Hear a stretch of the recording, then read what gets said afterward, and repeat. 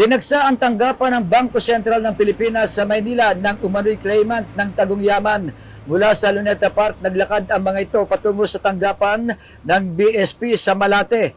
Pinangunahan ng nagpakilalang leader na si Gilbert de Salvador ang may 1,000 claimant. Bitbit nila ang mga dokumento na patunay umano na yaman ng taong bayan. May mga galing pa sa Pangasinan, Iloilo, Aurora Province at iba't ibang lalawigan, individual na kinabibilangan ng mga senior citizen at kabataan.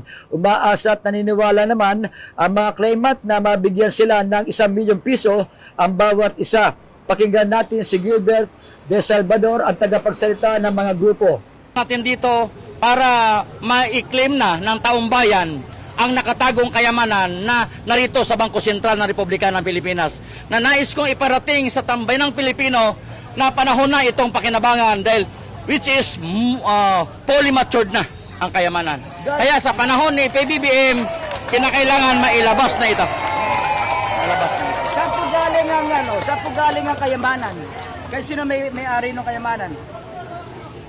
Ang sambayan ng Pilipino ang nagmamay-ari ng kayamanan. Para sa MBC TV Network News, ito si Berdosales, sama-sama tayo Pilipino.